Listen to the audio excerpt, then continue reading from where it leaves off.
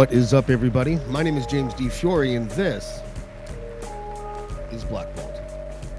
Over the last 3.5 years, we have extensively covered the Plymouth Brethren Christian Church, and we felt kind of alone, to be honest with you. There was one documentary, I think it was City or CTV, that put out called Breaking Brethren.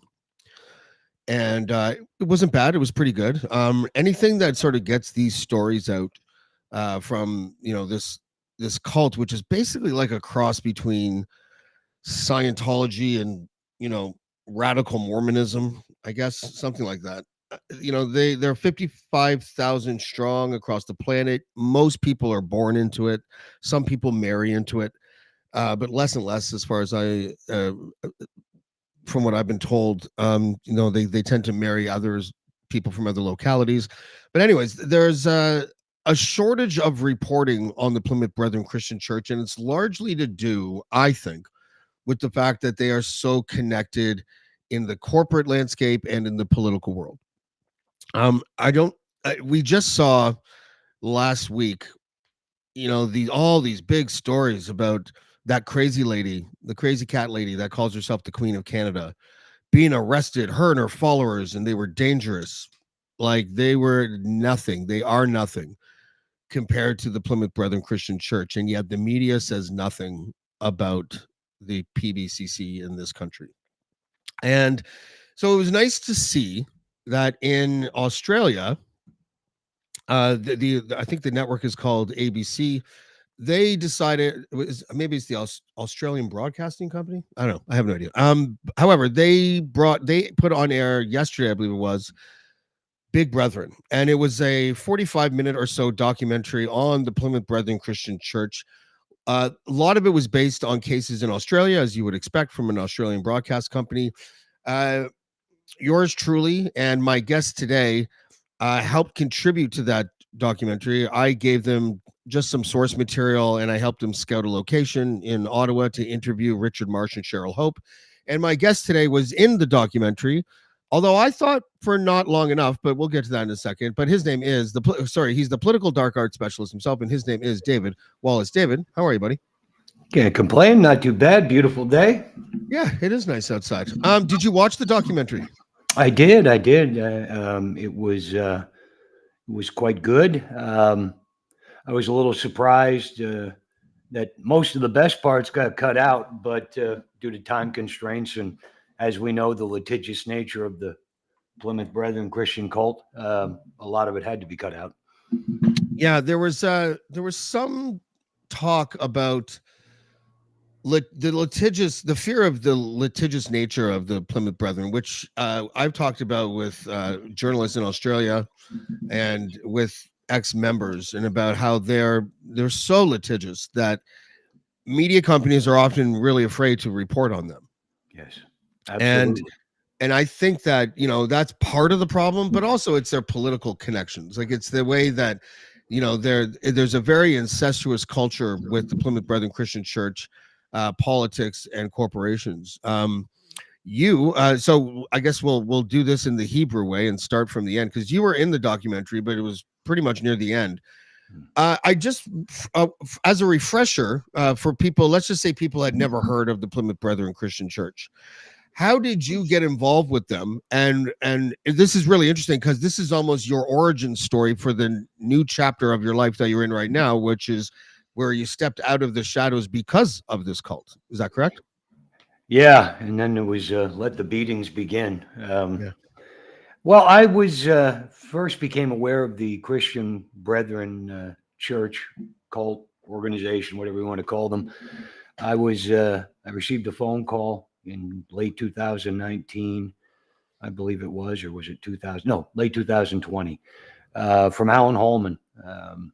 Alan informed me that his friend, Gerald Chapor, prominent attorney, the former attorney for Stephen Harper, from the Conservative Party of Canada, had a client, a religious community, who was looking for a fraudster and had warrants for a man's arrest, and he couldn't be found. Alan had referred me to Gerald Chapor and said that I could find Mr. Marsh. And that's how that entire adventure began. Yeah, so it's interesting. So Richard Marsh had been a whistleblower for Deprox, which was a company that supplied medical equipment. Yes, medical equipment by a gentleman. I believe his last name was Feynman. I think that was my official client. That's what it said on the paperwork. Although I'd never spoken to him or met him, the only contact I had on Mr. Marsh, the job, was Alan Holman. To be fair, very briefly.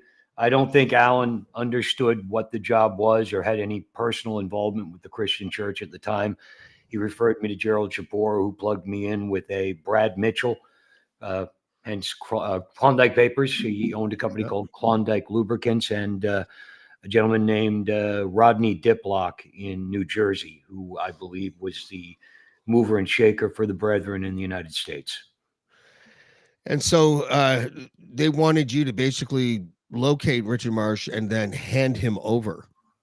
Well, originally I was told that they had warrants for his arrest. I was told Mr. Marsh was a fraudster.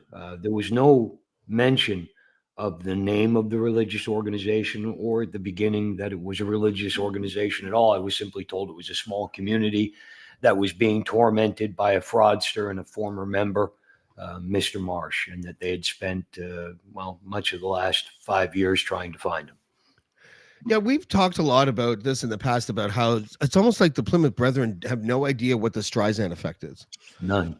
You know, like how many people would even know about Richard Marsh if it wasn't for the fact that they basically stalked him across the planet? Nobody. Yeah. I mean, it's a very small audience they were playing to, but I think that is really key here in terms of what will eventually bring this cult down. It's their hubris. It's their their inability to let go of these what they see as perceived slights from former members. They keep tumbling into more bad news coverage simply by overreacting. Yeah, like Krusty the Clown stepping on one obligatory rake after Yep, another. it's exactly Um, what it is. there's in the documentary they show I think it's like 6, maybe 7 profiles of ex-members. I've had almost all of them on the show. There was Mick Dover's story was absolutely heart-wrenching. I'm gonna have him on to tell it himself, but he was basically abused by men inside the cult and then was offered hush money, which he turned down, and it was like $1 million. And I was just that was the most impressive thing. I mean, you can't put a price tag on your integrity and on, being terrorized like that. But something that I've been really impressed with whether it's Richard Marsh or Mick, who I'm going to again have on the show soon, I believe, and Cheryl Hope, their courage is just off the charts. Like they are, once you're out, there was a comment, and it was slagged actually, like by a lot of ex-members on the Get a Life Facebook page. I won't show it, but it said basically, once you guys are out of the cult, why do you still have to slag them?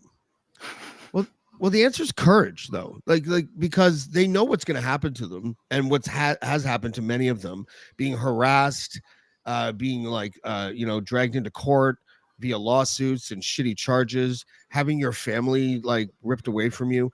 Yep. They know that there's consequences to fighting against this cult, the Plymouth Brethren Christian Church, and they do it anyways. And you'd have to think to yourself, that's first of all, that is a testament to their courage, but also they want to pull other people out. Yes, they do. Yes, they do. I mean, I got to be honest. When this happened with Richard Marsh, my advice to him was to keep your mouth shut, run away as far as you can, and just stop talking about the Plymouth Brethren. You got a second chance here. But looking back on it, I realized that simply isn't how he's built, and it's not possible for him. And I applaud him for that. But the Plymouth Brethren will not go away till their dying death as a criminal organization. They will continue to hunt down detractors such as Richard Marsh. It's a reflection of who their leader is. Bruce Hales is a very dangerous alcoholic, drug addict. I've heard that this man is addled by mental illnesses. he's a cult leader. He's a cult leader in full decline, much like L. Ron Hubbard was in his last years, sailing around the world, avoiding the United States authorities. Yeah. I'm just trying to see if I can find any reviews. All the reviews seem to be really good. People are calling it explosive. It exposed Greg Hunt, who's a former minister, as being tied into the UBT, which is the business network, the network of businesses that are owned by cult members. Uh, You know, I hope this sets a trend in Australia for other countries. I think the UK have like dipped their toe in the water of messing with the Brethren, but largely have not. Damien Hasty, one of the most amazing researchers ever, who's provided me with source material over the years, and the Get a Life podcasters as well. He's also been on the show once or twice. He's done extensive research identifying Brethren-owned companies, and he was really the one that blew the lid off of all of the COVID contracts that they received, despite not having any experience whatsoever in PPE. Absolutely, and Press Progress did a tremendous job a few years back working with a lot of Damien's documentation. I mean, what was the name of the reporter from Press Progress? Emily something or other. I can't recall her name off the top. I apologize, but she did some really wonderful work on the Plymouth Brethren a few years ago. Yeah. Now, I wouldn't be a media critic if I didn't criticize a little bit, and it's light criticism. I'm not trying to. I don't think that they, it's not like the Globe and Mail where I think they're hiding something. But there was a few things in the documentary that I was disappointed they didn't really expand on, and one was, Cheryl Hope has to be considered the first domino, almost, her or Richard, but either way, the first domino in being able to help others tell their story. Yep. Her story of abuse, and it was systematic and awful, horrific. I'll spare you the details, everybody. You can, if you wanted to go back to a Blackballed episode from, I believe it was June 2022, if I'm not mistaken. You're welcome to go and watch it. It was the first podcast, I think, that had really leveled accusations of abuse. And it's one of those stories where it makes the hair stand up on your neck. Now, so as far as the documentary goes, I thought Cheryl looked great. I thought she sounded great and everything. I just know that they left so much on the cutting room floor. And well, you know what? Maybe I haven't talked to her about it. It's possible that she didn't want to go down that rabbit hole again. But her persona, or her role in her and Richard, in all of these other ex-members coming out and having a place, like a safe space, if you really want to put it like that, for these people to go and to talk about, what it was like and to receive help. She is like the queen. She's the queen mother of that shit. I know from speaking with the producers that it was a very tough uphill climb in terms of the legal teams involved in this from the network side. I mean, the Brethren are, as you know, voraciously litigious. So they had to walk a tightrope. I mean, I know that they had a lot more material, explosive material, that they probably didn't feel like it was worth the legal battle to put up. But I think on the whole, they did a wonderful job, and they tried to present as large of a cross-reference of people and stories. Because let's face it, this cult, even though they're only 55,000 people, I believe, as you mentioned earlier, strong across the globe, they wield an extraordinarily disproportionate amount of political power, and the revenge that these people can extract from whistleblowers is it's frightening. Yeah, it really is. We have a special guest that is waiting backstage, kind of unexpected, but I'm glad that he's here. Richard Marsh is here. How you doing, buddy? Yeah, I'm good, thanks. Yeah, how are you? How are you, Richard? Yeah, hi, David.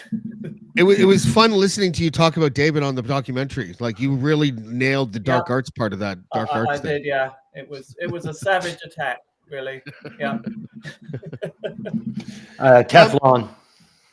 How did you feel, like, overall about the documentary? How did you feel understanding that they had to leave a whole bunch of stuff out, or like what was your overall kind of review of it? Oh yeah, no, I mean the situation is New South Wales, Australia has particularly savage defamation and libel laws that are very heavily stacked in favor of the person claiming to have been defamed. I mean, it's notoriously it's the what's the opposite of free speech? Censorship capital of the world, which is shocking in a Commonwealth country. Yeah. But yeah, so they have to be extremely careful, and I fully understand that. I think they did an excellent job working within the legal restrictions that were imposed on them. I think they opened a whole row of cans of worms and left them there on the kitchen side with the worms spreading out in all directions. And just because they didn't do a deep dive into some of the really, the numerous receipts and, the depths of the scandal,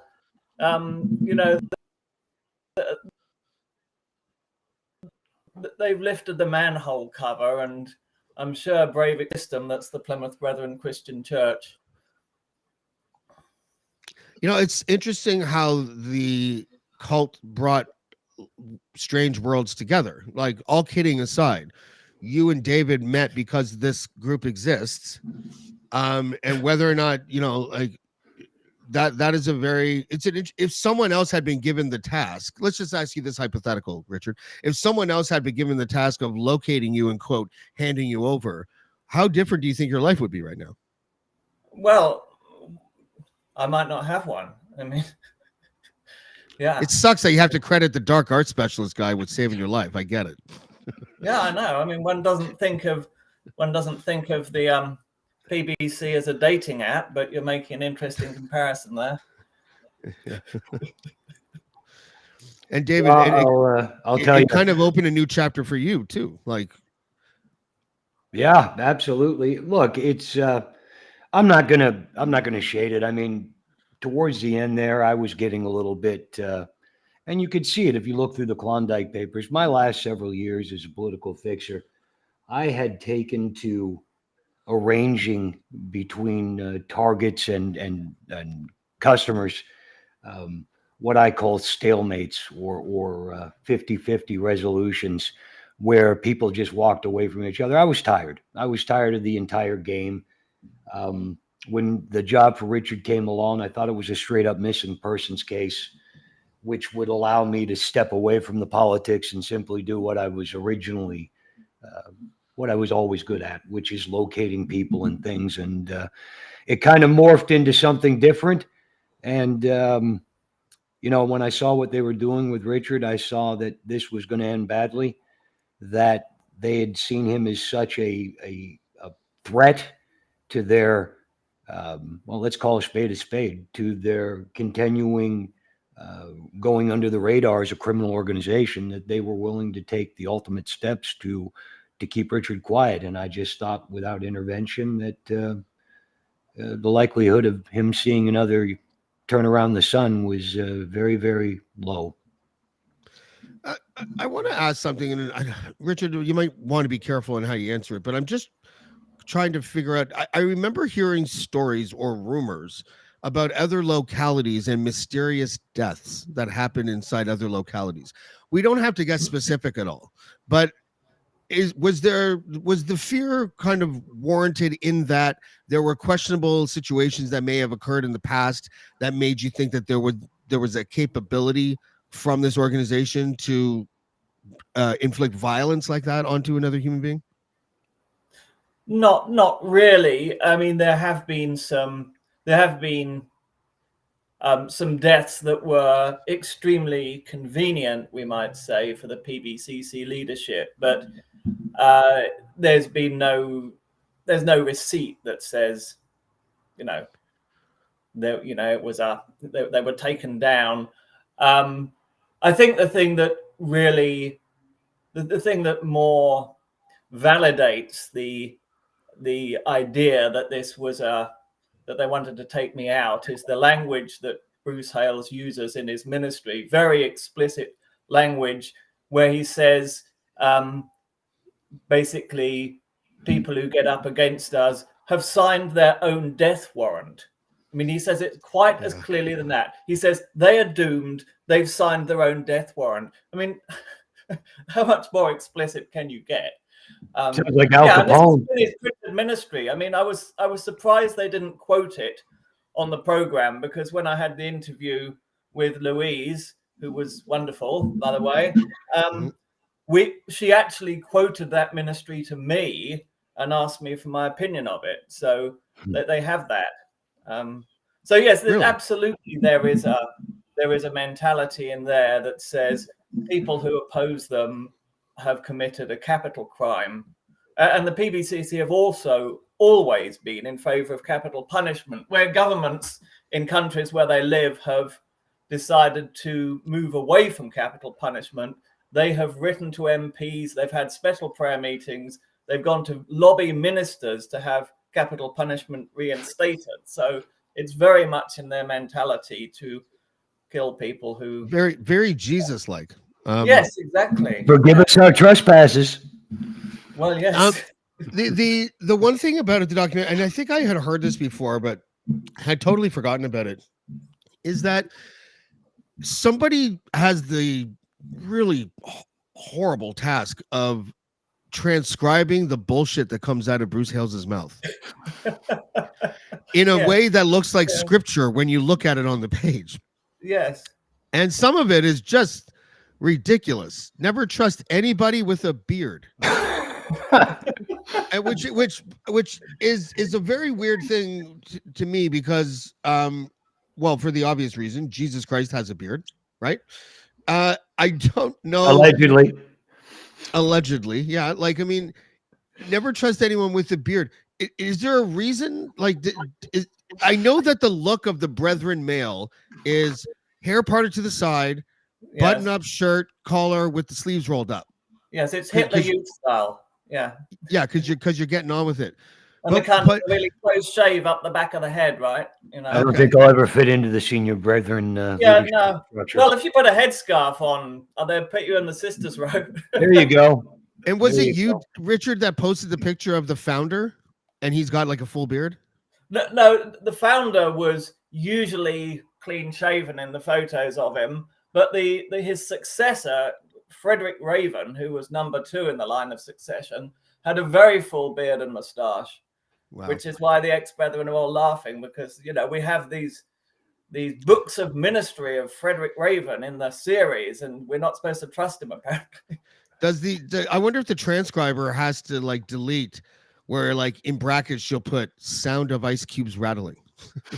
when he goes actually there's a serious point there. The job of transcribing and publishing these books is an extremely dangerous one, because editors of the ministry have been publicly hauled over the coals. I mean, publicly inside the church, and in fact withdrawn from for both editing what he said and for not editing what he said. So if they leave in a remark that is like publicly embarrassing, they can be in huge trouble for that. And equally, if they correct something he said to clarify the meaning without his express permission, they can get pilloried for that. So it's an extremely risky job. Yeah, it's such a bizarre thing. The production value was really good, I thought. And in fact, even the Breaking Brethren one too. It was very intimate. Yeah. Both of them sort of had that same sort of vibe where they wanted to produce something that was intimate, that got into sort of the consciousness of the person who they were interviewing and the depths of what this group was all about. Do you think, and we could just speculate, do you think that this type of documentary do you think it's going to be contagious? You said you talked about the proverbial can of worms. Yeah, I'm hopeful, I guess. Maybe it's more of a statement that a Canadian, and maybe we should just do it, David, but that because it's really more of a series. Like the Plymouth Brethren Christian Church is a docu-series. It's not 45 minutes. It's impossible to get everything you need. No, absolutely. There's lots of scope for people to produce a series on all manner of different subjects. Yeah, you could produce a series of series if you're inclined. I think that one of the most compelling aspects of a series would be to profile the myriad legal professionals, political insiders, and bagmen in governments across this globe that work with the Brethren, and without whom the Plymouth Brethren's structure of indentured servitude would fall apart pretty quickly. I think that we can blame the cult, but cults do what cults do. The truth of the matter is we need to attack the pillars that prop the cults up, such as the Alan Holmans and the Gerald Shapors and the Stephen Harpers in Canada, for one thing, and the other governments and political movers and shakers in the UK and around the world who do the very same thing for this criminal organization. That's where we're going to elect real change. If we make it too hot in the kitchen for those players, then the Plymouth Brethren will wither and die. Yeah, they thrive on government corruption. That's the Absolutely. Yeah. Absolutely. But there is but the appetite among media types is just so, like, we're talking about a post Me Too era where you can't even, like, where we spill ink on. I'm still so floored about this that I forget her name, and I'm glad I do. The Queen of Canada. The fact that we that there was like front page news about the crazy lady, the crazy cat lady that calls herself the Queen of Canada and has a bunch of like Yahoo followers. Yeah. Okay, great. It's a pretty interesting story for the back of Section D. There goes your knighthood from her, James. Yeah, great. Yeah. So so great. She got arrested. If you made a flow chart of her crimes compared to the Plymouth Brethren Christian Church, just in Canada, just their crimes in Canada, what the fuck are we doing? Pardon my French. I know some of the PBC people don't like it when I swear, but I just swore. But like, what the fuck are we doing? Like it's crazy. Well, she probably can't afford Joel Shapur to defend her. That's what it comes down to. Yeah. Yeah. Sorry. Thank you very much, John. Romana did do low. See, I can't even. It doesn't roll off the tongue like Dulo, I Brethren believe it Christian is. Church. What's that? I believe it's a Dulo. Okay, well, whatever it is. I could be wrong. I and we've been talking about this for years now, Richard. Like all three of us, Cheryl, we've been talking about this for 3 years. How do we get the media interested in any of these stories? And I still haven't been able to crack the code. It's like the Enigma machine. Well, I think the answer is it needs legal reform to reduce the threat of all these libel and lawsuits. I mean, it's a freedom of speech issue. And, there's a lot of bullshit spoken about freedom of speech I don't want to get into. But the biggest impediment to freedom of speech is the libel and defamation laws and the way they're enforced. That's where the issue is with freedom of speech. Yeah, you don't have to tell us. That's That's what keeps all the press quiet about the PBCC and the oligarchs and the wealthy, corrupt politicians, is the fact that the legal system is set up to brutally punish you for speaking out. Even if you ultimately win your case, you've still lost 3 years of your life and probably your sanity in battling it. Absolutely. I just realized that all three of us are victims of slap suits. Yeah. No more. Yeah. Now with it's a time combined for them to total of deliver like the several $1 million in. Well, we won't go there, but whatever. Like, are you allowed to talk openly about your case yet, Richard, or no? Me? Yeah. Well, there's one point I want to just chip in here with that's super interesting, and to you too, David, is that you remember that Shillings, the PBCC, Plymouth Brethren Christian Church, employed Shillings to write a very nasty letter. I think it was to Twitter, as it was then called. About me, I'm assuming get them to take down the posts, in which they claimed that they knew nothing about David Wallace, and they certainly didn't hire him. And the first they knew about it was when I published something, and very angry. Now, the interesting thing is, in the Brethren's rebuttal to the Four Corners program, they admitted that they'd hired David Wallace. They said, we hired private investigators to serve papers on Mr. Marsh relating to the UK court cases.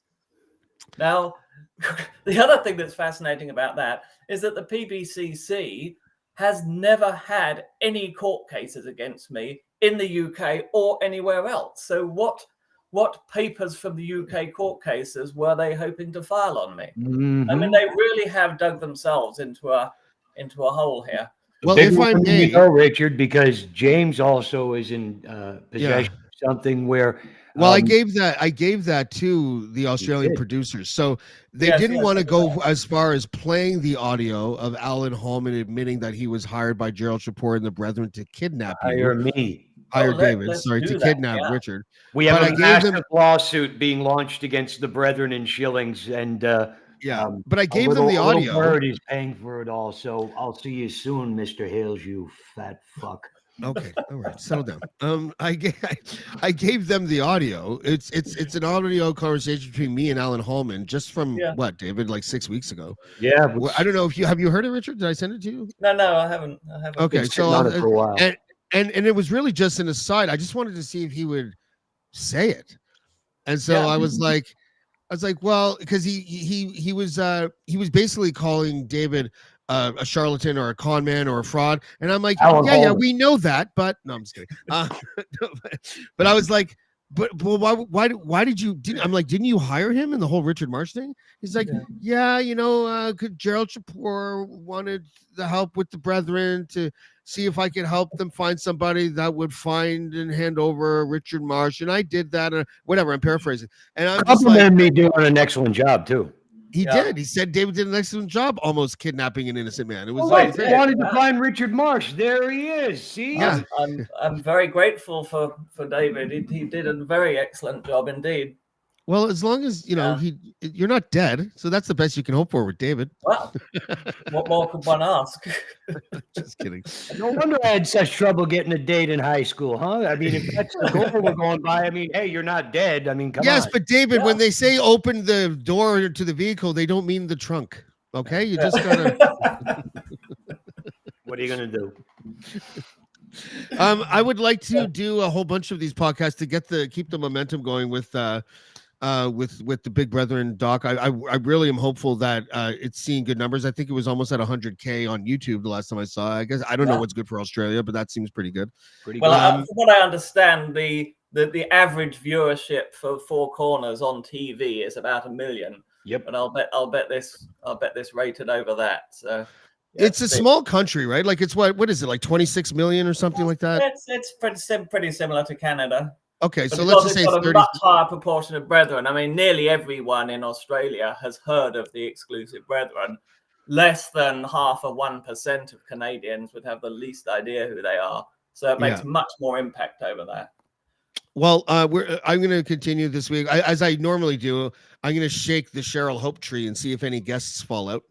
Yeah, because I'll approach some people, but it's a lot. I like the system that we kind of had for a little bit here and there, where they go to Get a Life first, and then I take them after that. So I think that I don't know. You got a different vibe. I mean, Get a Life tends to be quite intense. They tend to be very long podcasts and very detailed.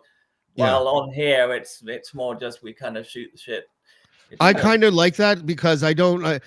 Some of the podcasts that I had where I went in depth, and I would still do that. In fact, I am going to have Mick Dover on in the next. I talked to him yesterday over the phone, and him and his wife Debbie, and I'm going to have Mick on because I was completely moved by that segment. I was moved by that. I was moved by Ben's segment as well. I mean, they were all very moving or whatever, but I guess. Even though I remember being sort of informed about Mick, I don't think I was. I don't think I was as informed as I became after watching that yesterday. And it's kind of heroic, dude. Like you can't put a price on my dignity. Yeah. I know. I mean, how many people would do that? I mean, $1 million, million Australian dollars. That's a hell of a lot. Well, maybe of money. that's why. If it was £1 million, I mean, if it was $1 million Jamaican dollars, I would. Yeah, the guy's got integrity. The guy's got integrity. I think we should throw something out there. I mean, James, you should your show. I mean, it's open on my show. I'm sure Richard will return the favor on his show. This is to all the senior Plymouth Brethren, brothers or leadership, or even here in Canada, Gerald Shapur, Alan Holman.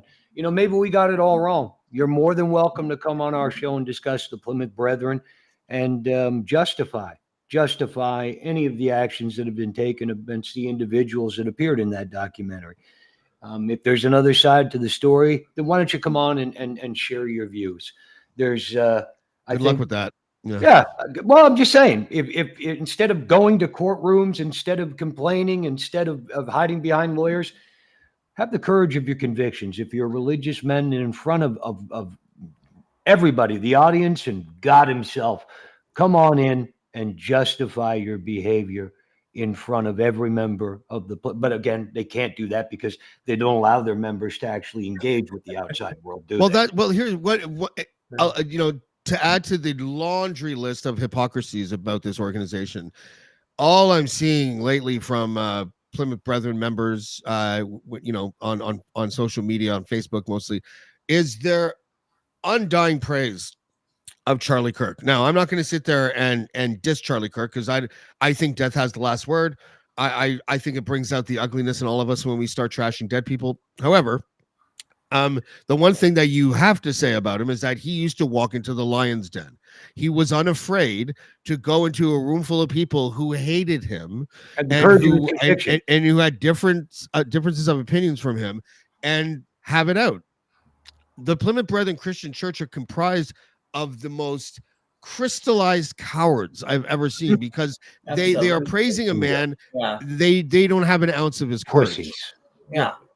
I mean, not only will Bruce not appear in public, he won't even give a Zoom interview to a journalist. I mean, him not appearing in public is actually good for the public. I mean, the only thing he's ever fought in his life is a plate of sweets. He's a fat criminal. That's all he is. He's a sack of shit, and he's mentally disturbed. And he keeps a bunch of other people who don't know better trapped in a life that is really no life at all.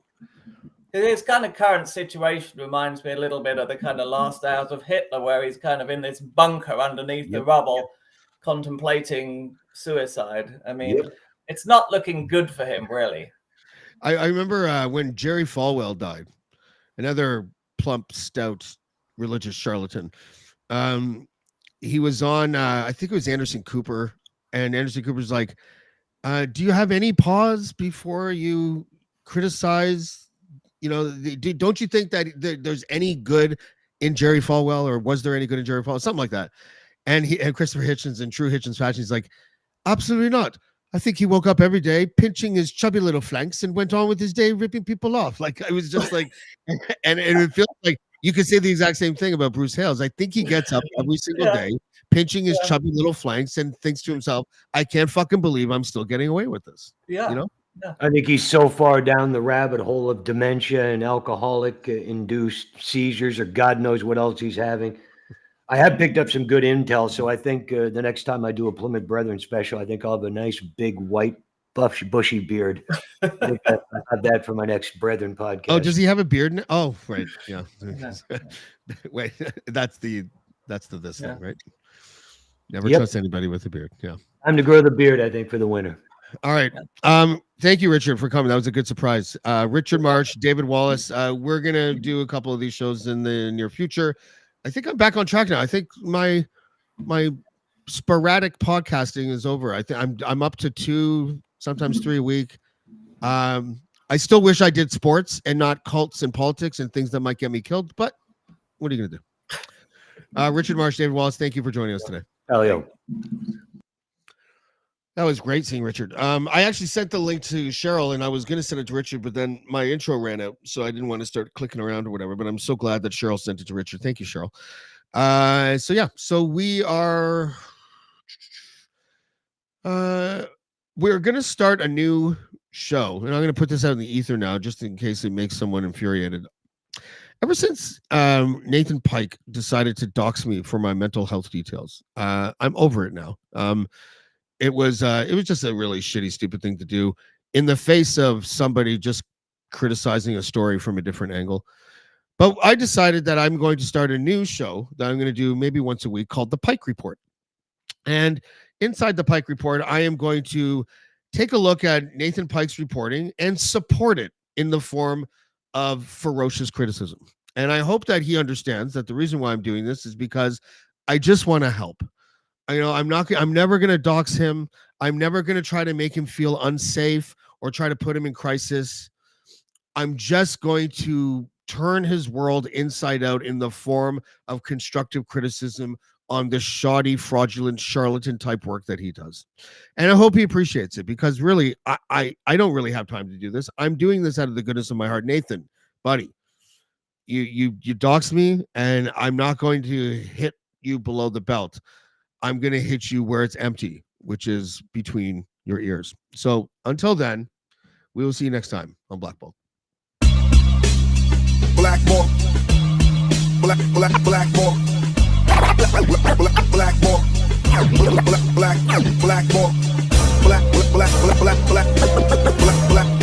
Bolt. Black